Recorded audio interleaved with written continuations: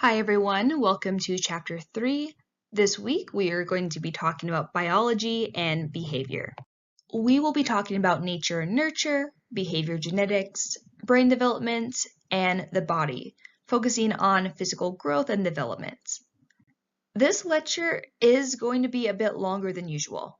There is a lot of information I have to cover in this chapter, and let me know if you have any questions on the information. I know not everyone has a background in biology, and I do try to keep things as simple as possible. So getting started, thinking back to Lecture 1, nature refers to genetics, while nurture refers to environmental influences.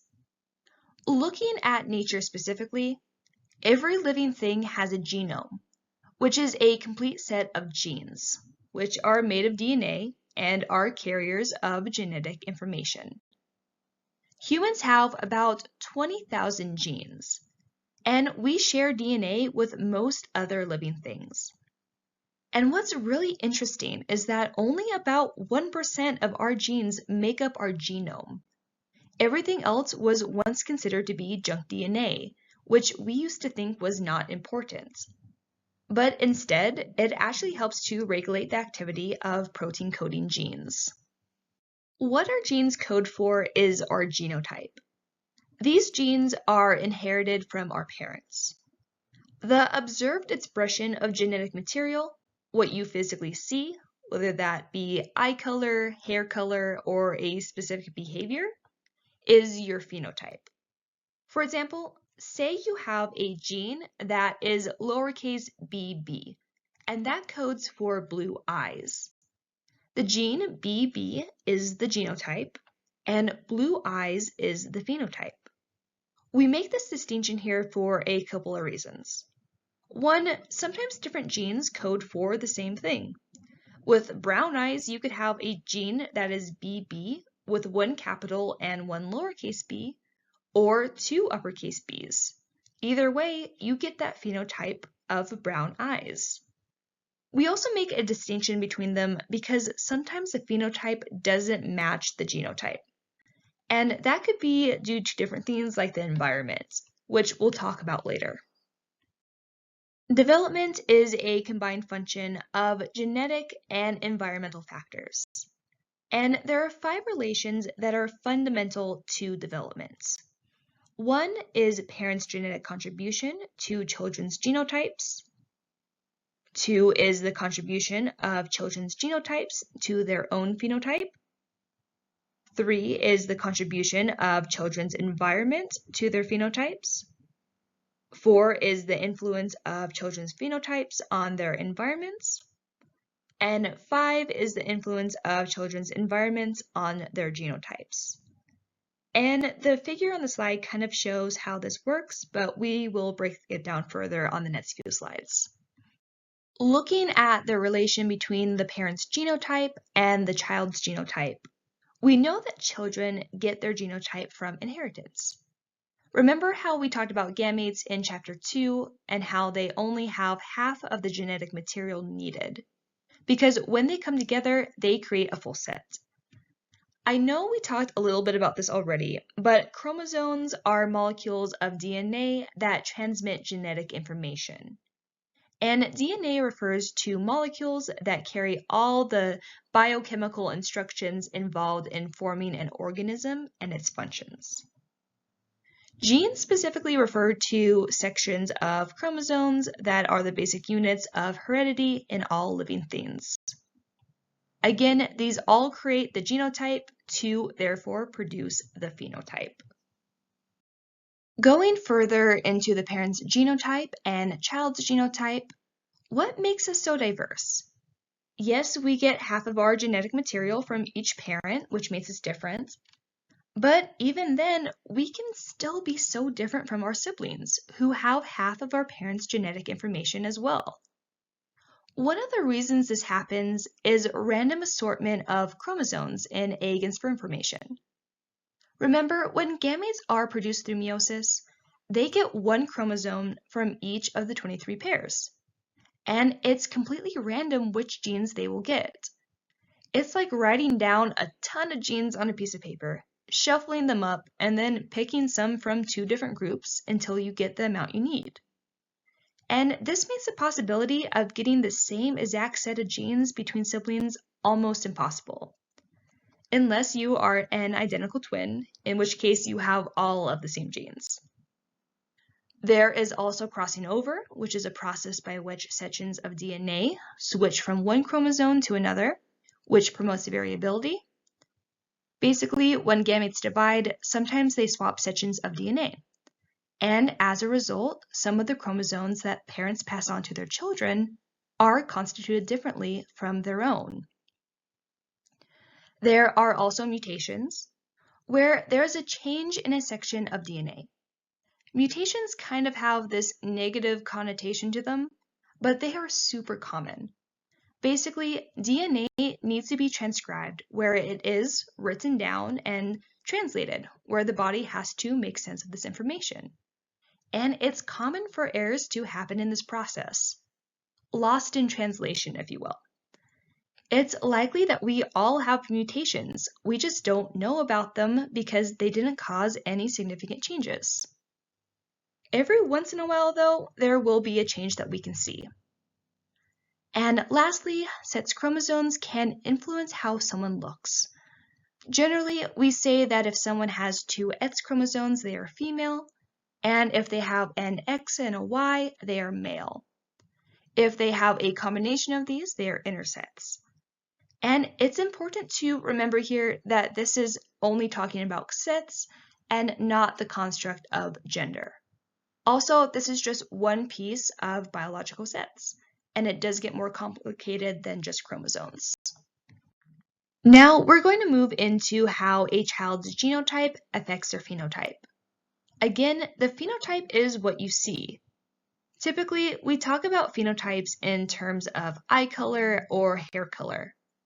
But it affects even more than that and actually plays a role in behavioral characteristics like intelligence or temperament. Genes also influence unobservable aspects of the phenotype that impact behavior, particularly our brain and nervous system. These intermediate phenotypes that match the genes are called endophenotypes, which mediate the pathways between genes and behavior. Although every cell in your body contains copies of all the genes you receive from your parents, only some of those genes are expressed.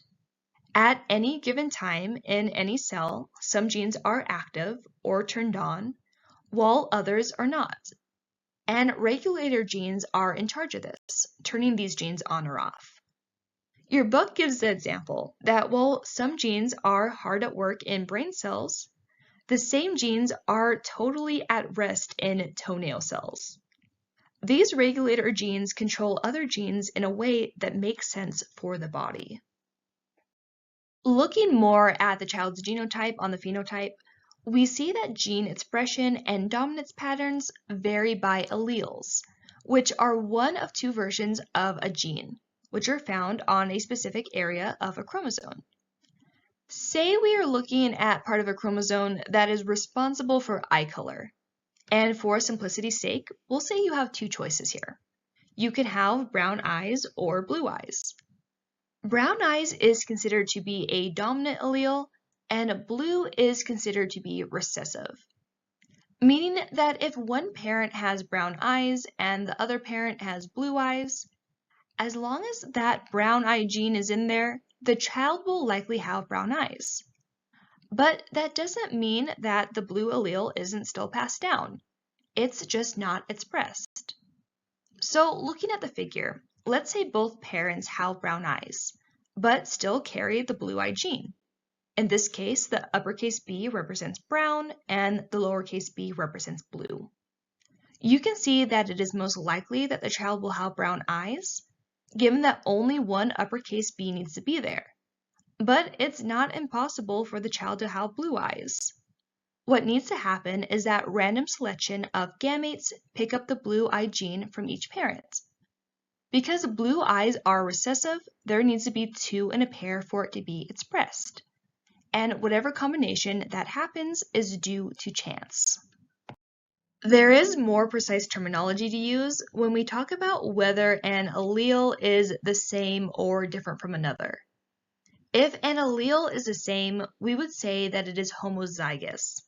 For example, on the last slide there, we saw two uppercase B's for brown eyes and two lowercase b's for blue eyes.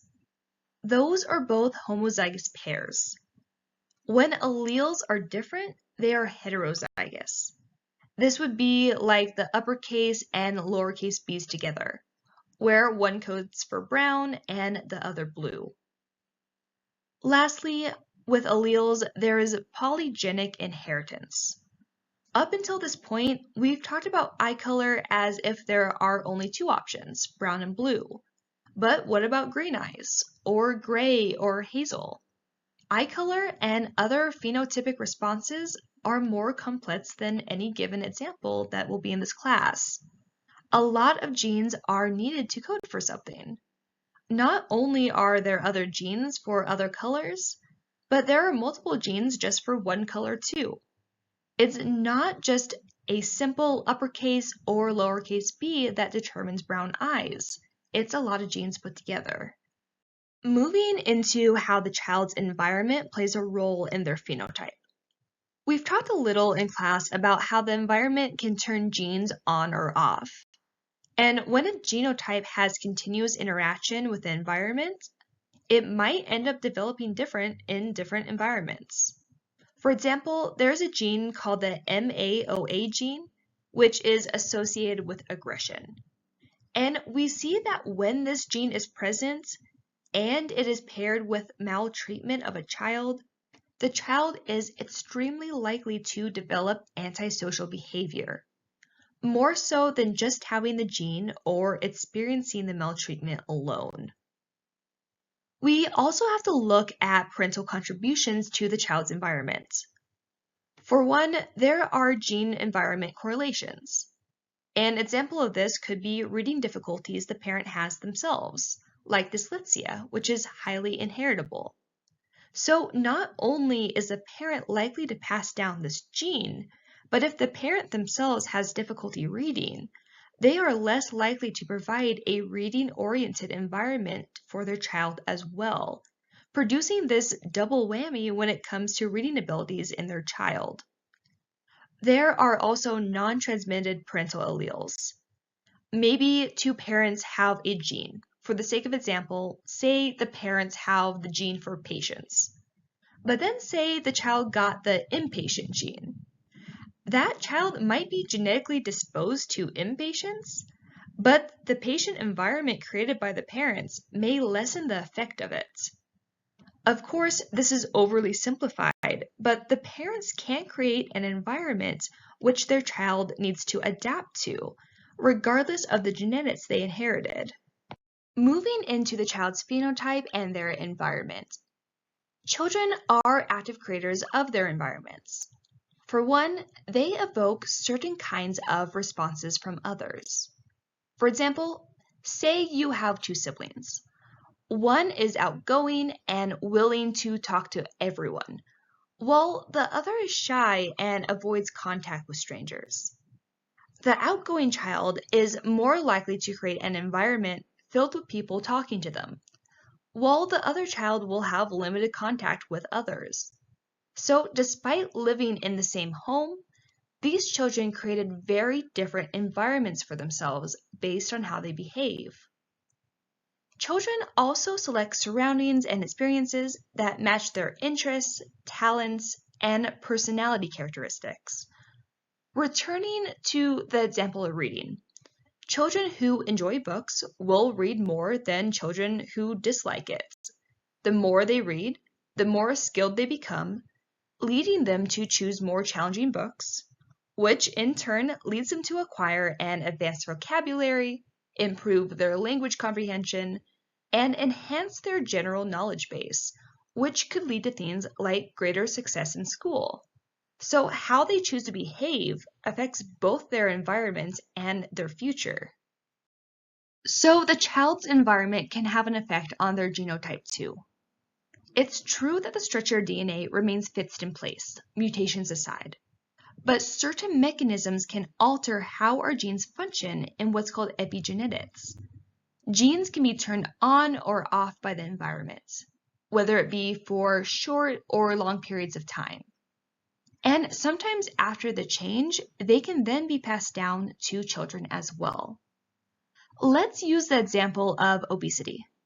Say Jennifer and Karen are identical twins, meaning they share 100% of the same DNA, and they are born with genes that absorb fat twice as fast as the average person. Then say that Jennifer chooses to eat a healthy, low-fat diet, while Karen chooses unhealthy food for a long period of time. Because of the food that Karen eats, the gene for obesity is triggered for her, while it is not for Jennifer. The gene is still there regardless, but the environment plays a role in whether or not it is expressed. Behavior genetics refers to the science concerned with how variation in behavior and development results from the combination of genetic and environmental factors.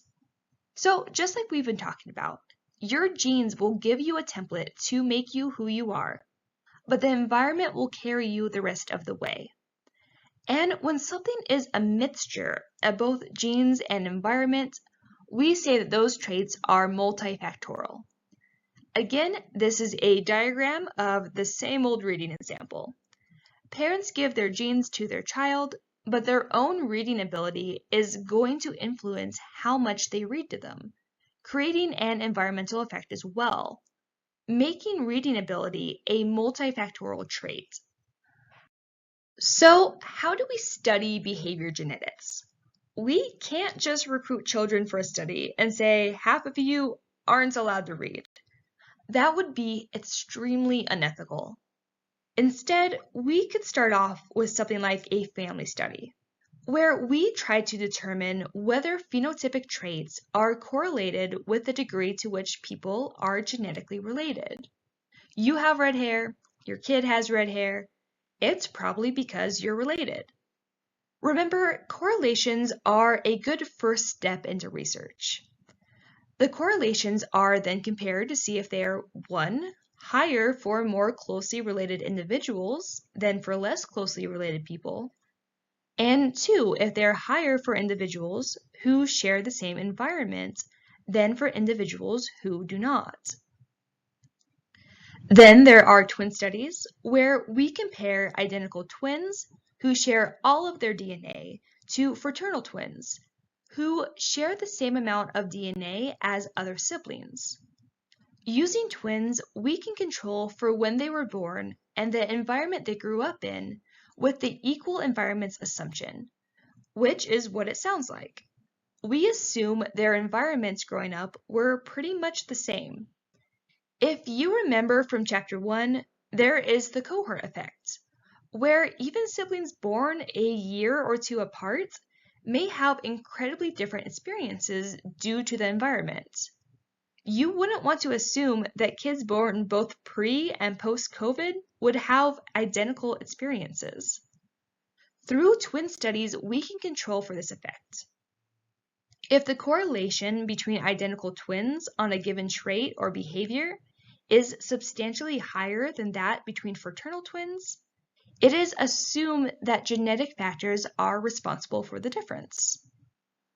We can also look at adoptive twin studies where identical twins are adopted by different families and are raised apart.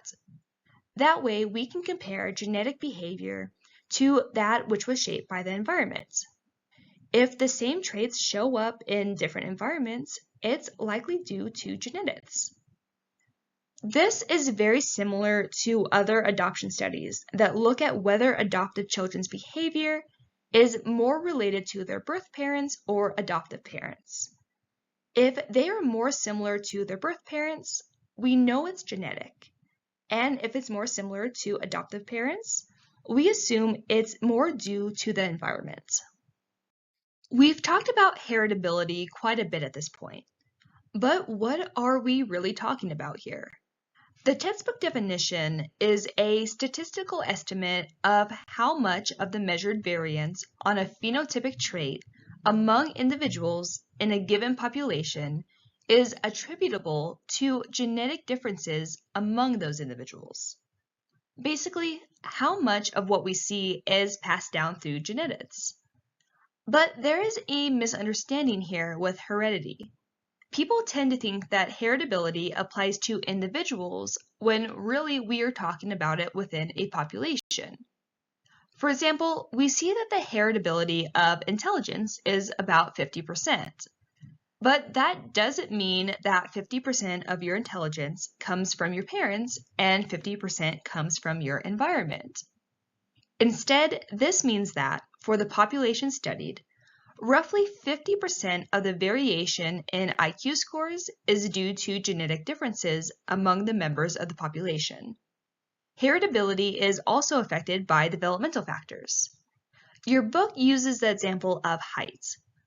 Research conducted on height has almost exclusively been studied within North American and European populations, who tend to be adequately nourished.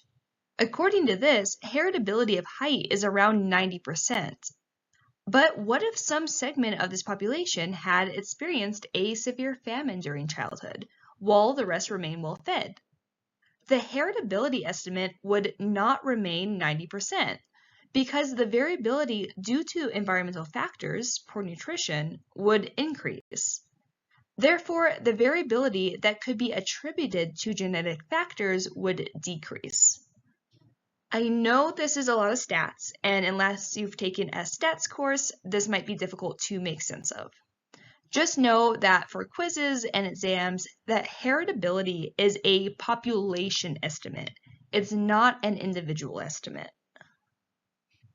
Looking at environmental effects, we have shared and non-shared environments. Shared environments are what they sound like.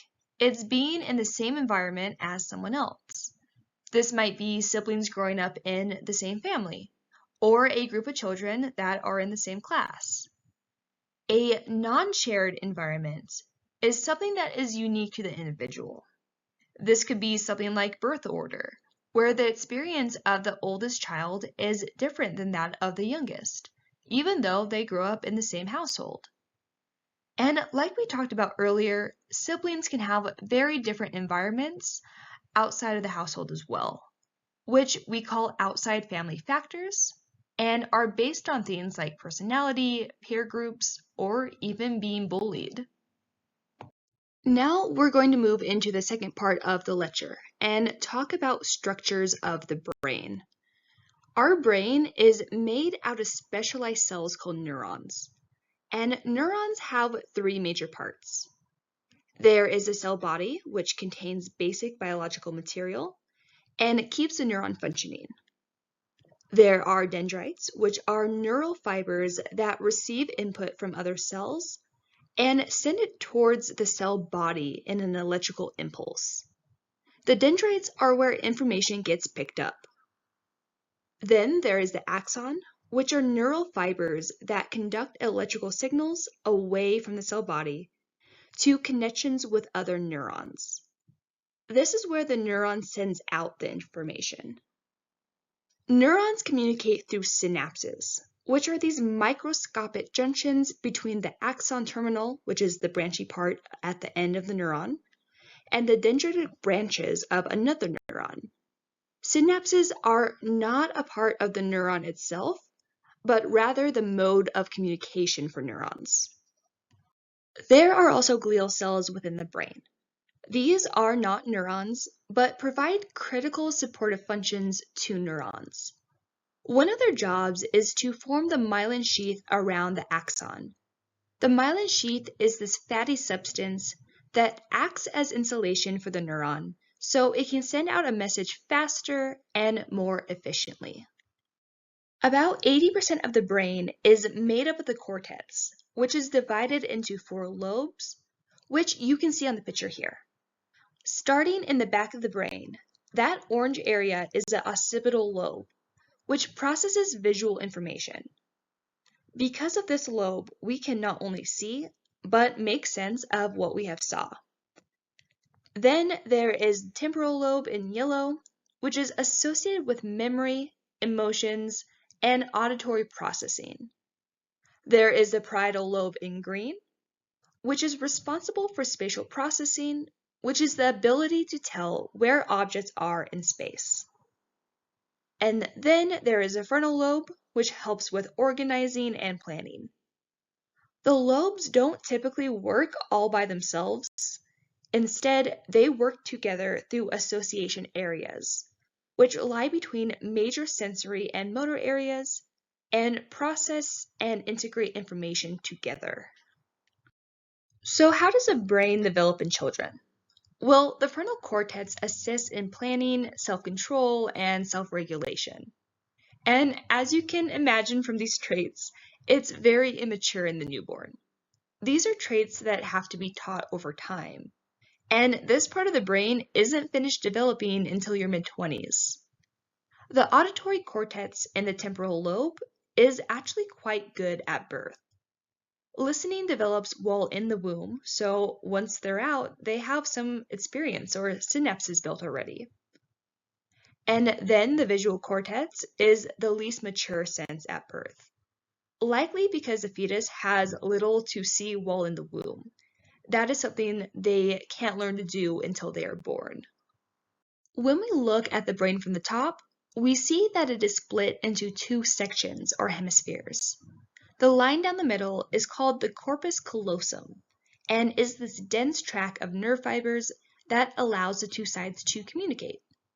And each side is specialized in different types of activities. This specialization is called cerebral lateralization. This picture gives you an idea of lateralization. The left is associated with analytical thought, math, and science, and is considered to be more rational, while the left side processes more emotions, impulsivity, and creativity. But it is important to note that just because someone says they like art or adventure does not make them right brains, or use their right brain more than their left. You use your whole brain regardless. These are just areas where these things are processed. Our neurons start to form while in the womb, and this proliferation of neurons happens through cell division called neurogenesis. Neurogenesis starts around 42 days after conception, and then the neurons migrate to where they need to go. Spines form on the dendrites to help increase the connections with other neurons. And this is when myelination starts to take place, again for helping the message move along quicker and more efficiently. Part of normal neuron development is synaptogenesis and synaptic pruning. Synaptogenesis is the process by which neurons form synapses with other neurons and leads to trillions of connections within the brain. When children learn something, they build a new connection to process that information. That's part of the reason children learn so quickly. Synaptic pruning, on the other hand, is the elimination of synapses. You can think of synaptic pruning as pruning a tree.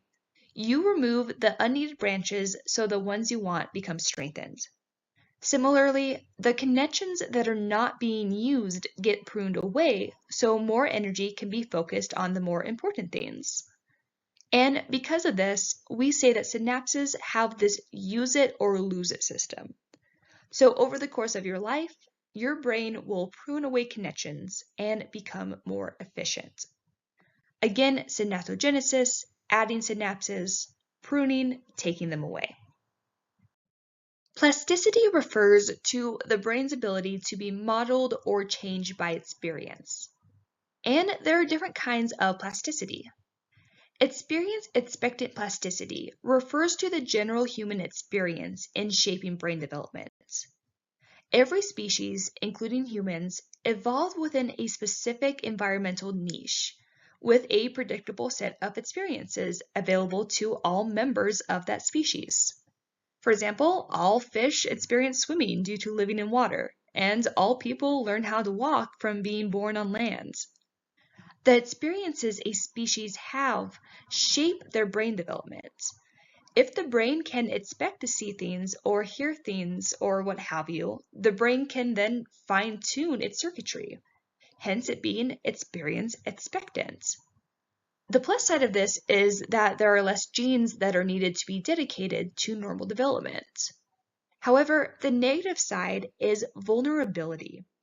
If your brain is expecting something to happen and it doesn't, skills never get fine-tuned and the synapses are pruned away. For example, if an animal is deprived of light when it's born, sight cannot be fine-tuned and therefore the overall ability of sight is decreased, even if light is presented later on. There are also sensitive periods, where the brain is more sensitive to environmental stimuli. It's kind of like a window for synaptogenesis that gradually closes. An example of this I mentioned in chapter 2 is language, where it is really important to learn before the age of 7, or there are likely to be long-term difficulties with language development. Then there is experience-dependent plasticity, which occurs when neural connections are created and reorganized throughout life as a result of experiences. And this is everywhere.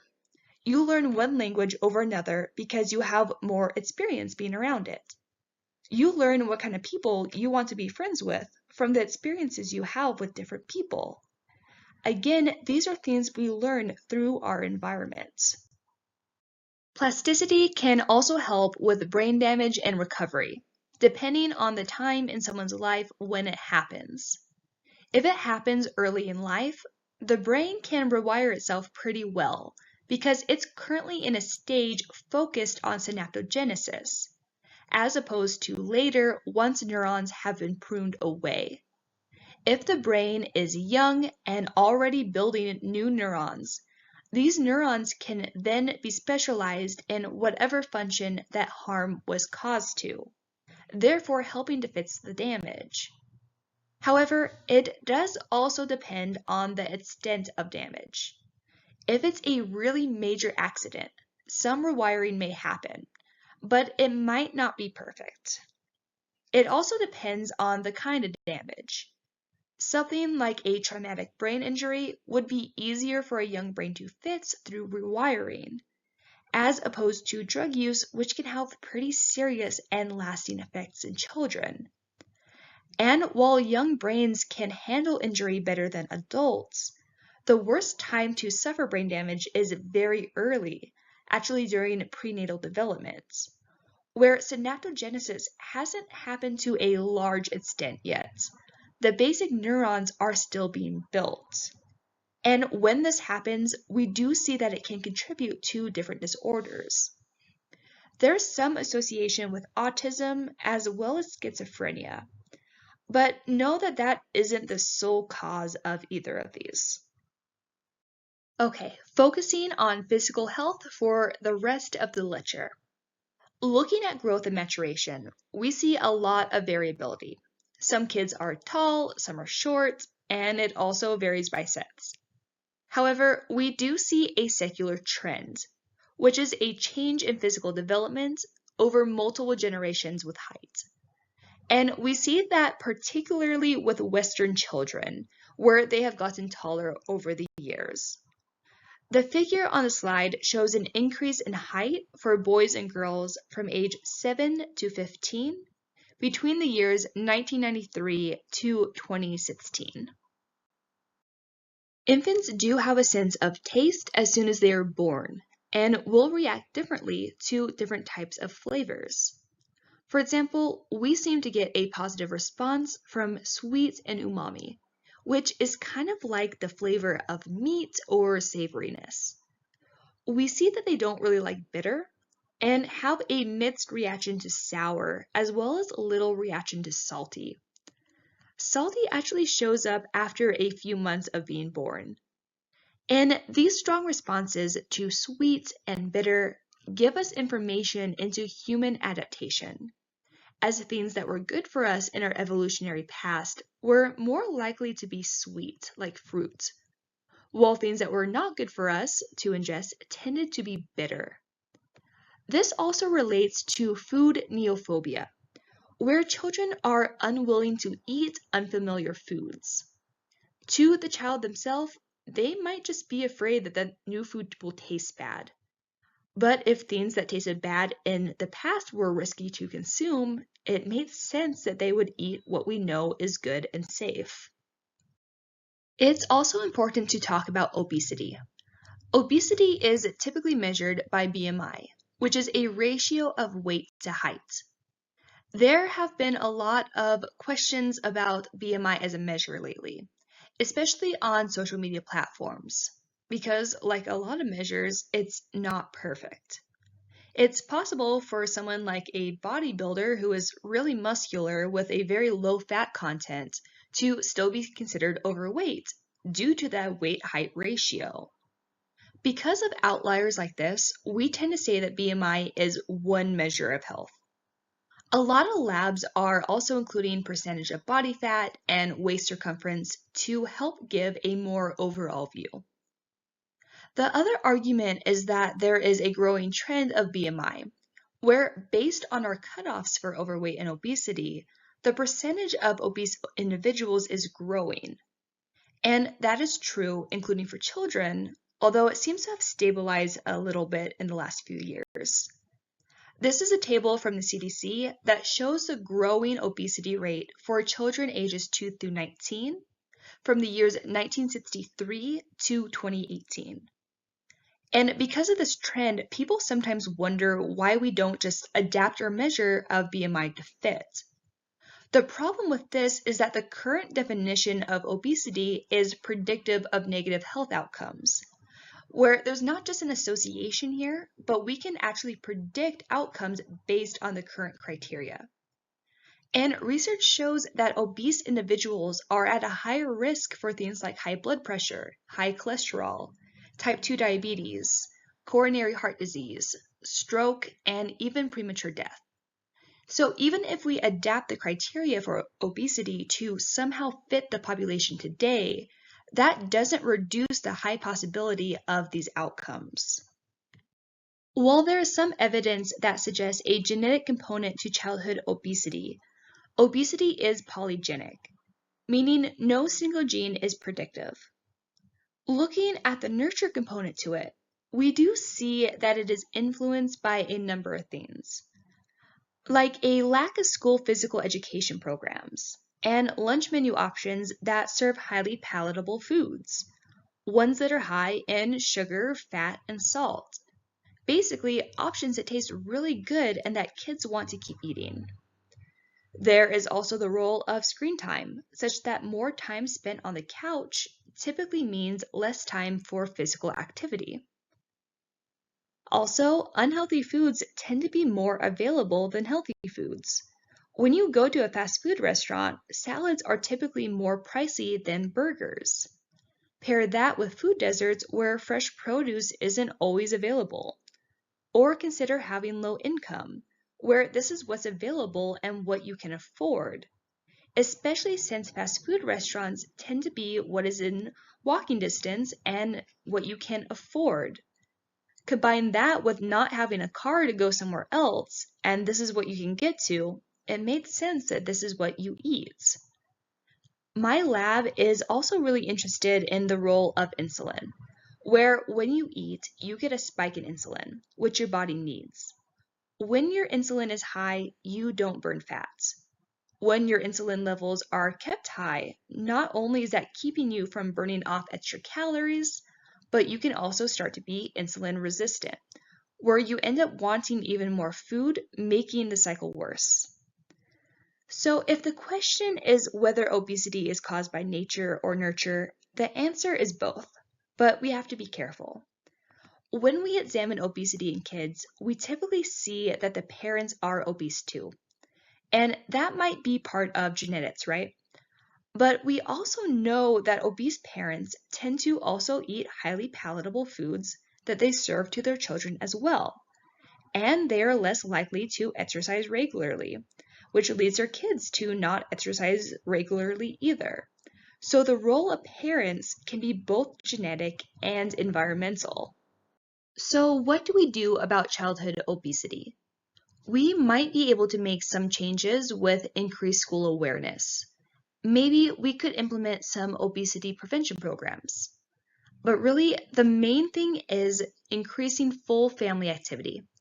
If you live in a house with people and they all say you should exercise more and you should change your diet, but they sit there not doing it themselves and you are required to eat the food they buy, it's going to be really hard to make changes, let alone with what we know about brain development in children, where planning and self-regulation are learned skills.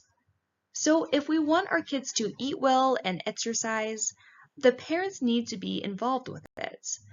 And that could be going for a family bike ride, or my son and I really enjoy playing tennis and basketball together. Pretty much make it fun and make it into a hobby that everyone can enjoy. And note that exercise is really promoted here over diet. Children should, of course, eat healthy foods, but if parents are worried about their child's weight, they should not put them on any special diet without talking to the child's pediatrician. Children do have different dietary needs than adults, and it could be harmful to change something without talking to a doctor. There is also the problem of undernutrition, which contributes to nearly half of all deaths of children under the age of 5 worldwide. And most of the time, this happens through disease. When a child is malnourished and they get sick, they are not likely to be able to fight off the illness. Undernutrition and malnutrition are associated with poverty due to an obvious lack of resources. While obesity is a major issue in the US, there are still children here that do not have what they need, and undernutrition can affect nearly every aspect of development, including brain development, physical growth, cognition, and social development. Vaccines are another important factor in healthy physical development. They work by prompting the body to produce antibodies to attack a given disease. And these antibodies provide protection against subsequent encounters with the disease. The World Health Organization estimates that the use of vaccines prevents 2 to 3 million deaths worldwide each year from diseases including polio and measles to other diseases like smallpox that have been completely eradicated due to vaccines. Vaccines work on herd immunity. Where there is resistance to the spread of an infectious disease within a population that is based on pre-existing immunity of a high proportion of individuals as a result of previous infection or vaccination. Basically, people need to be vaccinated to protect others as well as themselves. It's not simply about the individual. And we can see this with recent drops in vaccination rates, like with the measles. 95% of the population needs to be vaccinated against measles or there's an outbreak. A couple years ago in Vancouver, Washington, where I'm actually from, this percentage dipped and the outbreak was all over the news. A lot of people got really sick, especially children. A lot were unvaccinated, but some were. And because others made a choice not to vaccinate, it led to people who were trying to protect themselves from it to still get sick. With COVID, we don't know for sure what percentage herd immunity needs to be at to protect others, given that we've never been in this situation before. But we're thinking it's somewhere around 80%. And since the vaccination rate for COVID is still so low, that's why people are still getting sick. We haven't reached herd immunity yet. A lot of the reasoning behind the recent measles outbreak ended up being because of the fear that vaccines cause autism. This claim is scientifically untrue. A man named Andrew Wakefield published a fraudulent study claiming that the data said this when he actually made the data up. This study has since been retracted and he lost his medical license for making things up, And multiple studies have come out at this point, finding no relation and showing that this is not the case. And these studies are from all over the place. Big labs, small labs, ones that don't have any financial gain in pharmaceuticals. And some of these studies are cited in your textbook, but if you need help to track them down, if you want to read them, I am happy to help you do that. This is a diagram to help show how herd immunity works and explain why individual choices do affect others, as this tends to be a common refute. Say you have a population of people who are not vaccinated against a given disease. These are the people in blue. Then say that someone gets sick with the disease. These will be the people in red. When no one is vaccinated, the disease spreads throughout the population and a lot of people get sick. Then say a vaccine is available and some people get the vaccine. These are the people in yellow. Since the vaccine primes their immune system, they are less likely to get sick. Is this 100%? No, most things are not. But they are way less likely to get sick. And if they do, they are less likely to have a bad case of it. And the more sick people that are around, the likelihood of having a breakthrough case statistically increases. So then say we have a disease that spreads through some of the population, but more people get vaccinated.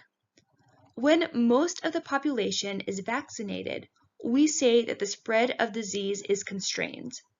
That doesn't mean that it always disappears, but it has fewer places to go.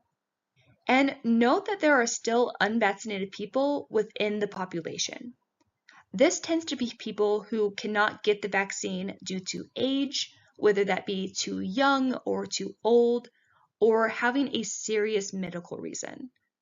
When the majority of the population is vaccinated, these people are less likely to get sick as well. And that is all I have for you. I know this was a tougher lecture, so please feel free to email me with any questions. I am happy to help if there's anything you need from me, and I hope you all have a great rest of your week and stay healthy.